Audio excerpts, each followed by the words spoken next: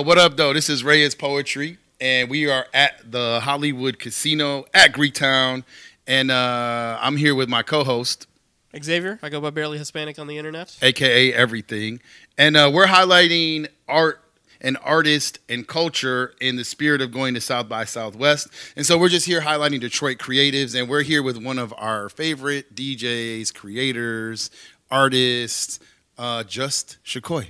What's up? Is it Shacoi or JustShacoi? JustShacoi. How many times did they change it on the flyer? All the time. Or they'll put DJ Shacoi or DJ. Oh, that sounds horrible. It's so cringy. He loves it when they put DJ Shacoi DJ on Shacoi there. sounds so cringe. And it gets me every time when I put, like, I'll text my name in quotes, like JustShacoi. People don't understand what quotes are. But, like, that, just copy that and put it on the flyer. Yeah, but they don't get it. DJing is just, it's unfortunately one of those things where, like, the idea that the title has to be someone's name is like so ingrained that it's like, oh no, your name can't be your name. It has to be DJ your name, right? Yeah. Like that's just. But then also when you just say JustShacoi, people get confused because it's like, oh, I just put JustShacoi. Yeah. But quotation should. Yeah, that should be enough. Yeah, but if you don't know where to find JustShacoi now, literacy rates, they're not as high as they used to be. America. So anyway. Welcome to our podcast here. We are at the Culture Suite, which is on the 28th floor. We're really high up. Hey, the 28th floor of the Hollywood Casino here in Greektown. And we're here to talk about art and your work. So, selecting to be, I know you're a creative director and you have all these other projects, and we'll talk about some of that. But as your craft, what made you select DJing as like your lane to get kind of like into the music scene? And you might have done other stuff, but what DJing is what I know. I swore off the music scene. I wanted to never be involved. I grew up in it. My dad was really involved, and I just saw how gross and grimy and like super masculine it was. So I wanted nothing to do with it. Everyone, like I grew up in the studio. Everyone was like, "You should be a rapper." They was always trying to get me in the booth, always trying to have me write, and I was like, "I don't want to do music." It started in the back of my car. I was live streaming from the back of my car. That's how Club Koi started. And it started with 2 YouTube tabs. Was it a nice car? I mean, it's a decent car. People didn't know I was in my car. I decorated it. I put tapestries in there. There was disco lights. Was it like a bigger car? Or yeah, Okay. I mean, it's like an SUV. All right. Cool. I had a whole little setup in there. You had a kitchen in there too? Basically, I had a life, like pre-van life. like pre-van life. I had a whole routine. I would like pack myself snacks. I had thermoses. It was barely a venue. It was barely a van. But it started off with 2 YouTube tabs, and I just wanted to show people cool music. And I feel like that translates now, as I never wanted to show people like playlists or stuff. I was trying to show like cool mashups or cool edits of songs. And then I would just like mute one YouTube tab and then play another one. Oh, I know about DJs with the YouTube. the YouTube. That's my favorite YouTube DJ right specialty. That's my specialty. the greatest YouTube music DJ. I'm not as good as you. You can like control the volume, so that's your fader right there. Manual fade. Yeah, you have to. So and that's how it started. And everyone, and this was during COVID, so my lives were getting like pretty big. At first, it was like 12 people, 79 people, and it just kept like growing and growing.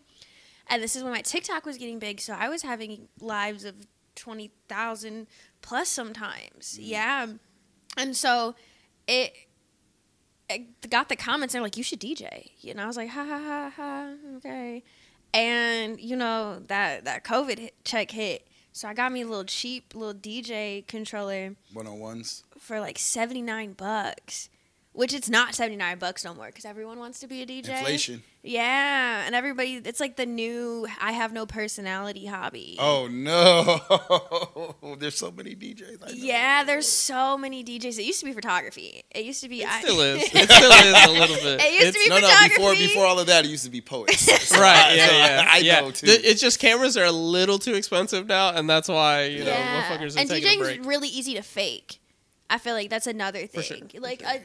And I think it's really funny because my friends and loved ones have been really spoiled by not only hearing me DJ, but being at shows where I'm with other really good DJs. So I love when they go out and I'll get text messages and be like, this sucks. It's stuff that they have never heard. And I feel like that's why a lot of DJs can get away with it. Yeah. Because unless you're used to good DJs or you know what a good DJ sounds like, you're just listening to music. And I think that's something that I really try to change up in my craft. I don't want you to just listen to music you like.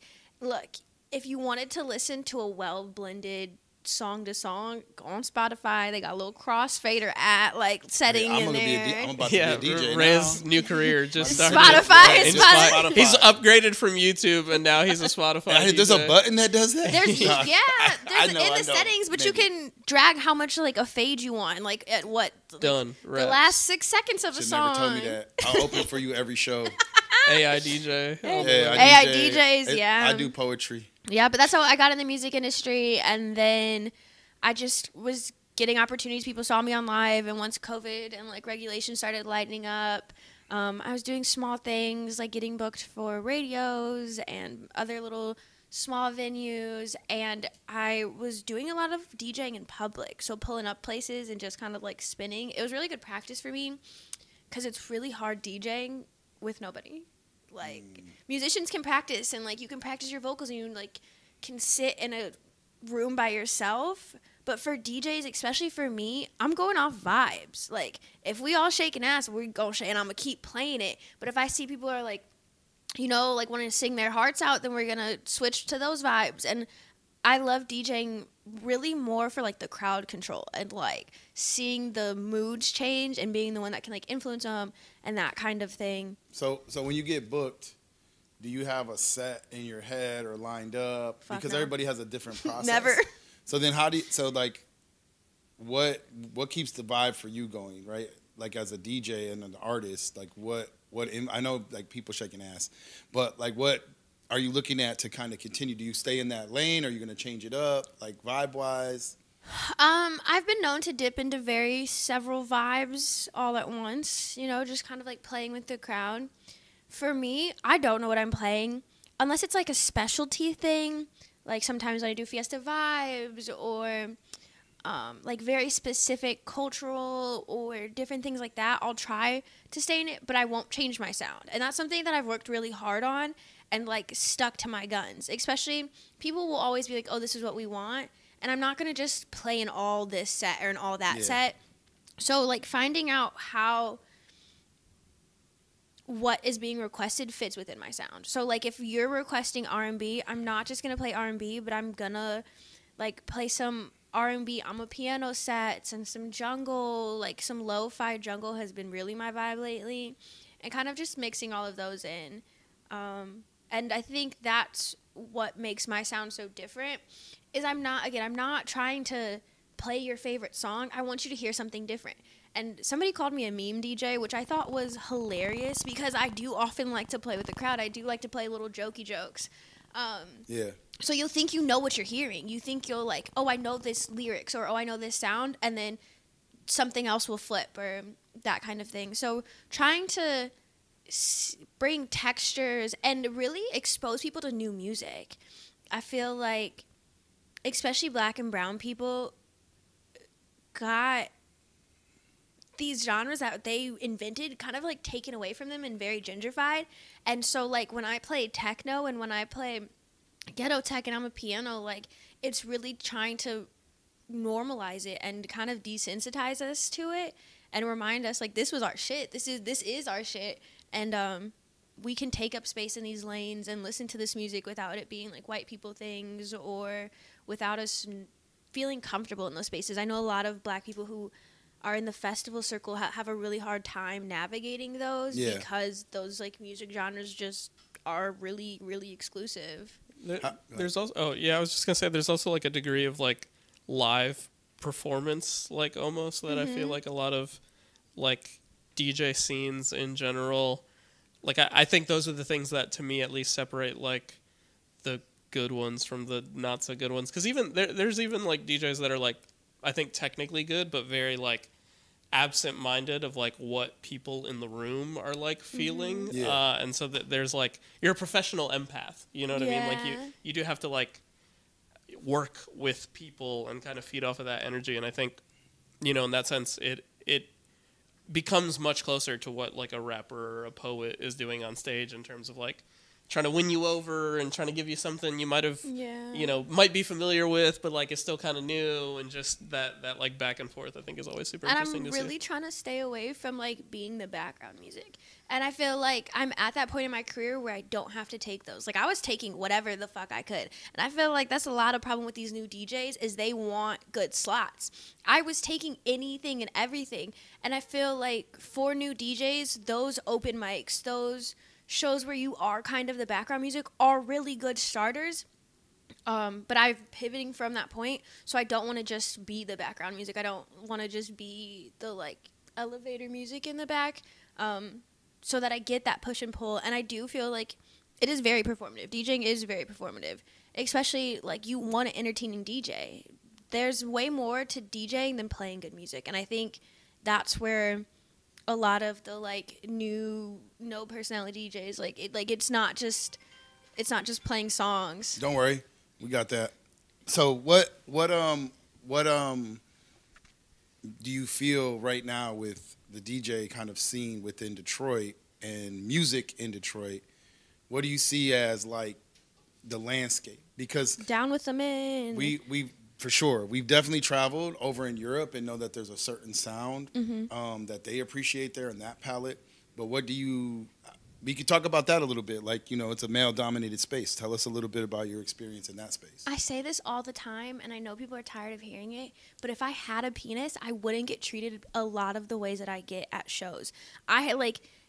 It is come to the point where I don't like being, especially like at a big show, I don't like being in the booth by myself and especially if there's like an MC that's also a man, they don't give a fuck. I've had somebody come up and touch my controller. Yeah, like an MC, like pull my music down. And he wasn't like making an announcement or anything. And he was like one of those club MCs. So he's like 3, 2, 1, let's go. But like that's not the type of music I'm playing, and you can't count down my shit because you don't know the song, bro. You don't, and that's okay. I don't want to play. You probably know the lyrics, but you're not gonna know this version of the song that I'm playing. I feel like we need to just the standard for like men DJs are just in hell. Like they're rock bottom, and I just wish that we could get past the gender thing and like past that and start really just being like, hey, this person makes good music or like plays good music or makes good music. And on the traveling like thing about the sound versus here in Detroit, I always say that America is one of my least favorite places to DJ. I've had great shows here, had blown out shows here, had successful shows here. I'm not saying that. Feel like, especially in Detroit, I always call it like the too cool culture. We get in the flyest fits, dress the fuck down, buff style, iced out, and go stand in a room. And that's it. That's it. And we just go stand there, and we look really fucking cool. But that's it. We just stand there and then spend money. There's also just like this. Well, first, it's funny like that the gender thing is there in DJing because it feels like the kind of thing that is like genderless in concept. You know what I mean? Like usually a DJ's not speaking. You can barely fucking see who's DJing. It's dark and all this stuff. And like ultimately it comes down to like what you play. You would think that it comes down to like what you play and everything. And then the fact that like, people have those like biases still is hilarious. But I also think there's like even a gendered aspect to like what you're describing in terms of like crowds and stuff. I think there's like a very sausage party. I think in certain like, queer and like more like women dominated spaces, like I think people are a little more open dancing, to like moving. It's safer. And I think that's time, another big thing about men DJs is they always give weird, especially like if you look at a flyer and there's 7 DJs and all of them are men, you go to that party, the crowd is just going to be dudes. And I think that's like the important part of booking non-men DJs is they're going to bring non-men crowds. And so you're wondering why it's only 4 bad bitches and the rest of dudes in here. But you're not bringing anybody that like can pull that crowd and or play the music. A lot of men DJs are only playing the top 40 rap songs, and girls don't want to come out. And I feel like a lot of girls who are going out want to dance and want to like not only dance but feel safe and feel like a lot of the men DJs that I know that will play like music for the girls or like ass shaking music or whatever, it's it's not so that the girls can have fun. It's so that they can watch ass being shook, Yeah. you know? Yeah. Well, and again, I mean... like, it's not like, oh my gosh, hey, I want you to have fun. I'm going to play this song for you. It's like, nah, bitch, let me see that. It's very counterproductive, too, because you would think that, like, you want more women at the function when you go out, but it doesn't always seem to be the goal. So I think the difference also with playing in Europe is it doesn't matter what I play. Like, not Detroit, because I haven't just played Detroit. I feel like America is very genre specific, and if they don't know the music, they're not really going to vibe. I've played London, Paris, Berlin, Spain. It doesn't matter what I play. If they're vibing with it, they're vibing with it. If it's a cool, upbeat, something that they can at least just bounce to and rock, they will. What do you attribute that to? What do you think? What is the reasoning behind? Being Americans and closed-minded, I think, is a big part of it. I think we aren't really adaptive to new things and open to new things.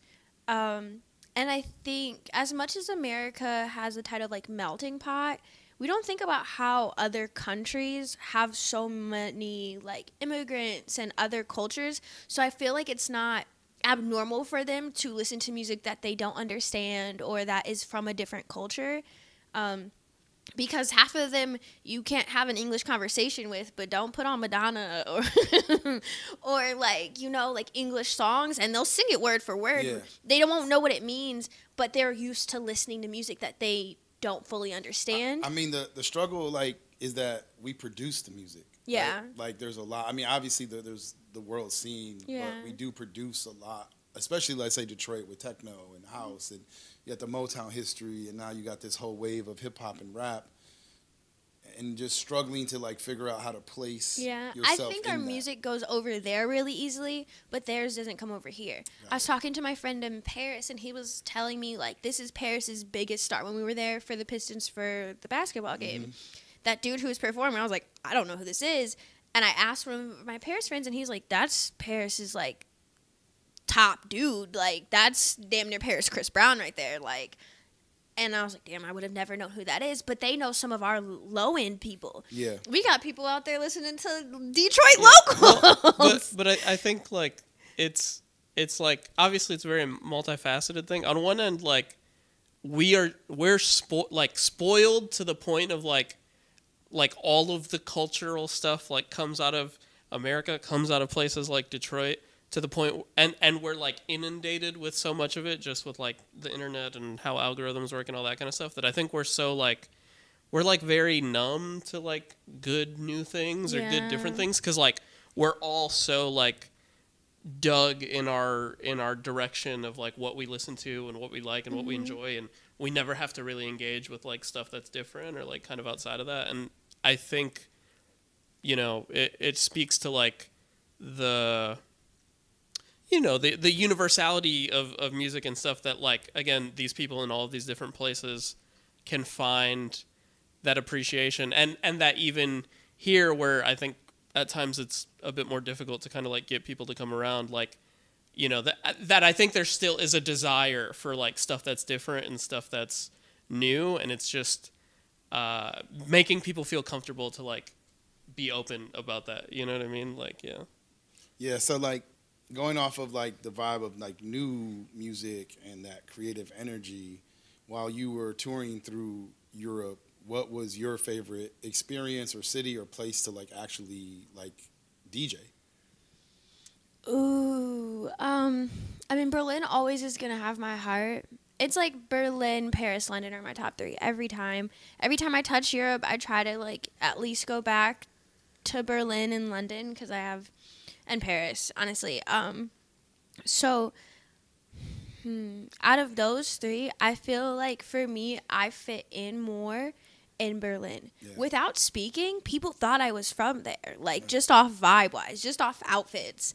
And that was really welcoming, because I feel like even back home, even in Detroit, I stick out a lot. And I'm very used to being the, like, weird one.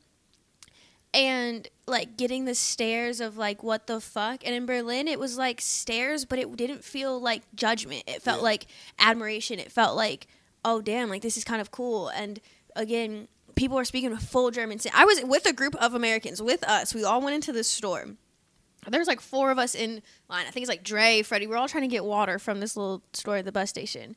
And the clerk speaks English to everyone. I get up there, full German. And I'm like, this is my second day out here. My first time in Germany, my second day out here. And I was like, what? And she goes, no German? And I go, no. And she goes, not from here? And I was like, no. And she goes, wow, you're American?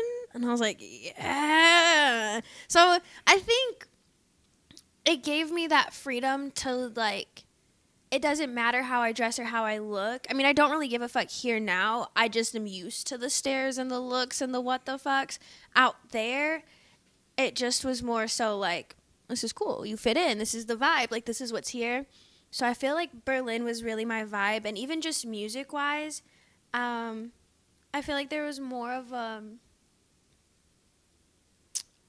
they had a broader spectrum of music. I think because, like, it's such a techno-y place that, like, they were cool with the hardcore techno that I wanted to play, and they were cool with, like, the flip side Amapiano kind of vibes. When I went out there, I was already playing Amapiano, had no idea what the fuck it was called. No idea. But I was already, like, DJing almost full Amapiano sets. And it wasn't till we went to London and we were sitting there and we were asking all those people what they played, and all these people kept saying, I'm a piano, and I was just like, cool. Try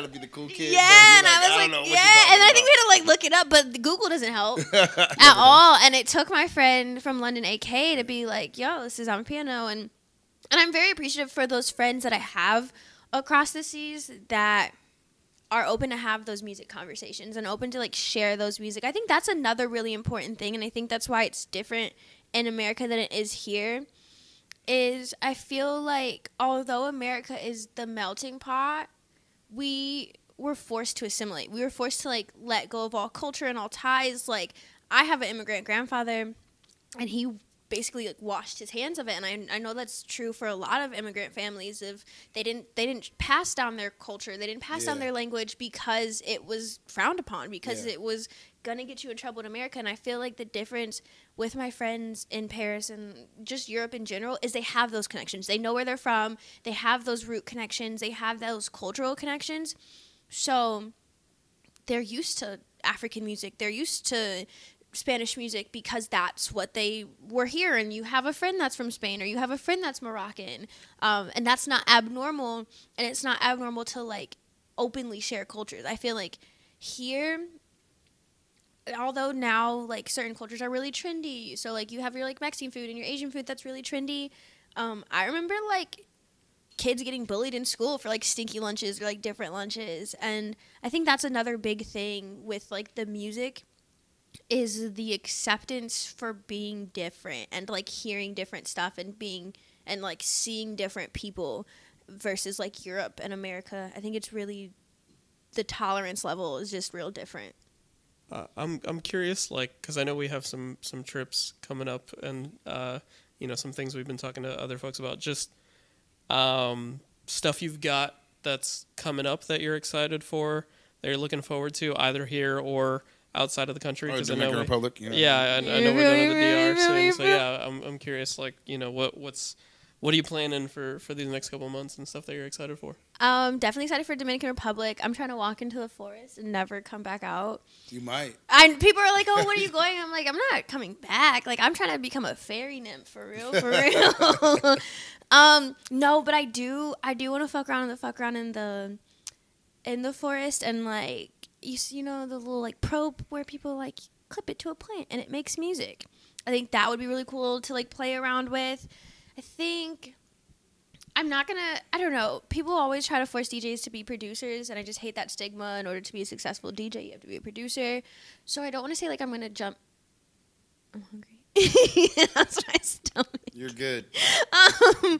I don't want to say, like, I'm going to hop into the producer bag, but really hopping into, like, the exploring sounds and the exploring that is something I'm really excited for the Dominican Republic, because you get that, like, organic sound, like listening to water, listening to, like, the wind blow through trees. I think that experience, I'm excited to, like, disconnect from everything and then reconnect with myself, which is really important for an artist. And just talking about, like, dealing with burnout and healing from burnout. So that's what I'm really excited for in the Dominican Republic. And generally, just really producing more events, bringing club. You're like a creative director for a few. Yeah, bringing Club Koi back is another big thing. So we have one this week. And that'll be another monthly thing. And then creative directing. So I did take a big step back from DJing. One, I was like, bitch, you got standards now. The resume was crazy. Like, when I really sat down and typed that stuff out, I was like, damn, this is a heavy hitter. Like, this resume. Are important. Yeah. And if you're not ready for an EPK, keep a list of what you're doing in your notes, just so you have that reference, just so you can see, like, I was on this show, and I was telling people, like, when I first started, I was taking shows just to say I was playing the same show as somebody. So, like, cool, I want to be in the same scene as Sheefy McFly. I remember getting booked for a show on the same, like, with him, and I was like, cool, now I, like, have that, and you can bounce off of that. So now I'm, like, in this crowd and that kind of thing. But I realized I didn't have to do that anymore, so I took a step back and really was selective with my shows, picking shows that I want to, like, truly do and truly care about, and I'm getting significantly financially compensated for. Hey, look, the last person, all y'all who want to be a DJ because you think DJs are making money, the last person they paying is a DJ. I promise you. They're gonna be like, I need you for 4 hours. Here's $50. So creative directing has always been a passion of mine. I started as a photographer, actually. I did. I was an AP art. Everybody does. Hey, Everybody does. Yeah, you know what I mean? It was the only honors class I ever took, and I was like triple honors. I have like gold keys and silver keys from Scholastic and everything. I got a C in photography. Oh. But I was building my own sets, and like that's why it was good, because I was doing my own set designs and having these like elaborate ideas and building them out like in my own bathroom with my little sisters. So really trying to like get back to the origin of who JustShacoi is and really focusing in on branding and creative directing. So this year I'm really excited. This will be my fourth Backwoods and probably fourth maybe. Fourth Backwoods and Bonfires. As assistant creative director. And I'm the creative director on a culinary team, which is really excited. And we have plans of traveling a lot this year. Word on the streets, we're going to Thailand. So I'm really excited for that. That's with Chef Nikki? Yeah, I'm really, really excited for that. It was a big thing for me to touch another continent this year. We've gone to Europe. We've gone to Europe several of times. I'm not saying that I'm never going back to Europe, but just exploring non-white people land was important, even though like I'm not ever hanging out with white people when I'm over there, but like just seeing other cultures was a really big thing. And when we had our culture creator retreat last year, on the bottom randomly I just remember writing Thailand on the bottom of my thing because I wanted to go. And so that's kind of really full circle for me. Even just working with Chef Nikki is really full circle. I wrote a paper on her in high school. Which is hilarious because now you're like a part of her team. Yeah, now I'm hired on her team full time, and that was really big for me. And I had worked with her a few times. We had been on 2 of the high-end affairs, and you know I was like subcontracted through culture creators from her. And this last one, it was really amazing that she reached out to me personally to ask me to DJ, and it was when she sent me that lineup, it was like heavy hitter, Shacoi. And so the fact that, and Chef Nikki's very selective, like her curation is insane. So the fact that she thought of me to put me on that show and wanted me in that space really just made my day. And then through like the subcontracting through culture creators, I also did an art installation and some decorating for then. And she didn't know I could do all of that. She didn't know that like a lot of these productions, even the first high-end affair, all those pictures under that flower arch was me. Yeah. And I had posted, and it's just crazy the world, like the way that the world works. I talked about needing a job on Instagram because I just lost mine, and it wasn't very like disability friendly and whatever. So I had posted, and she messaged me. She was like, "What if I create a position for you?" And I was like, "What the fuck, me?" And so yeah, I've been working with her and her team. Her team is amazing, and I tell people all the time, I've never worked with or seen Black excellence like this. It is some of the like I honestly say we could break records. Like, we have had some of the like top leading black women at that on our team, and sometimes I look around and be like, yo, like somebody needs to document this, and think that's a really big thing for my upcoming career, is observing and seeing teams. And that's been something really big for me, is like wanting my own like JustShacoi team and having my own projects that can no longer be just me.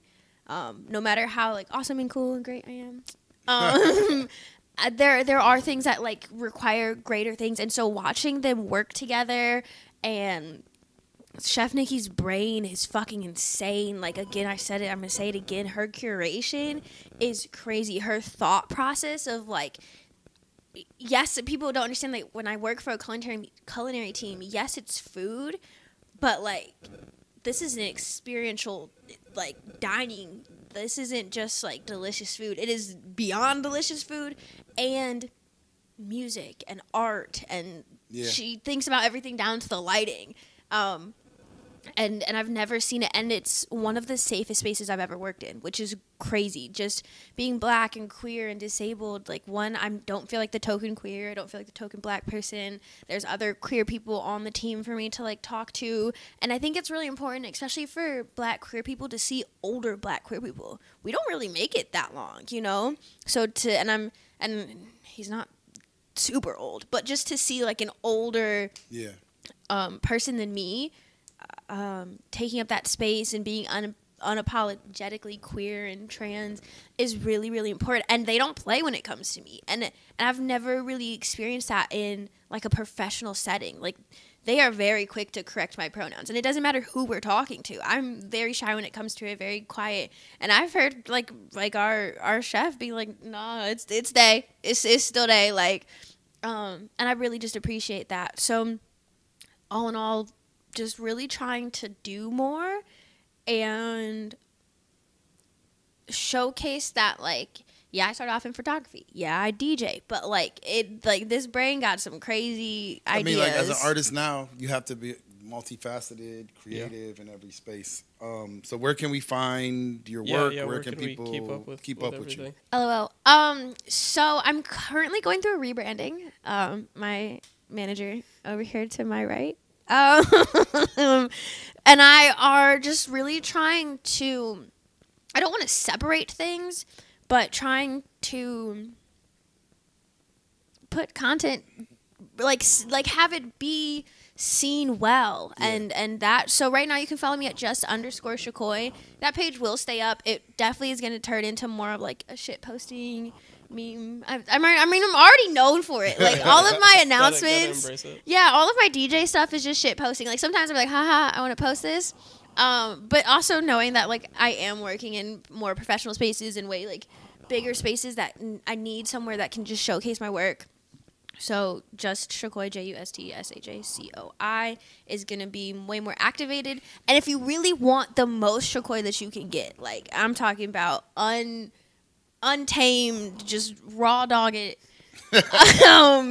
We haven't made a full announcement, like an official announcement, but we are constantly posting. I'm saying we. This man does it all. On my Patreon. So that's JustShacoi too on Patreon. And there will be a lot more stuff coming up. And different member rights. So a lot of like voting things behind the scenes will be on there. Exclusives, one-of-ones, that kind of thing. Working on merch is another big thing, and really getting into like selling my art. I made my notes.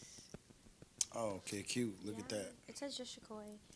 So like just trying to figure out where does that, Instagram is terrible. Let's just start there. Instagram sucks, especially for artists. Like, that's where things go to die. I feel like for DJs who don't, like, I can't put out music content. Not really. I get copyrighted all the time. I get taken down. Yeah. And again, for photographers, like, I feel like those two people really struggle with that kind of thing, because it lives for 2 seconds and then fucking dies. Like, and for photographers, I feel like that's a big thing, because that's your whole work. So people, you got 2,000 likes, and that's cool, but I think a really big thing that I've been working with Xavier and, like, trying to build the JustShacoi team and him and his own team in Medium is just, like, making it good and consumable and not also like exhausting myself and that kind of stuff too. Cool. Well, thank you for being a guest over here on the 28th floor. You know what I mean? All the way up. Hollywood Casino here in Greektown. And, you know, we got to make sure we shout out Chillbean. You know what I mean? Make sure you check us out. Comfy as hell. On our way to South by Southwest. And we'll see you there. So, you know, we checking off. For the 28th. You know what I mean? Hey. So now this weather. You know what I mean?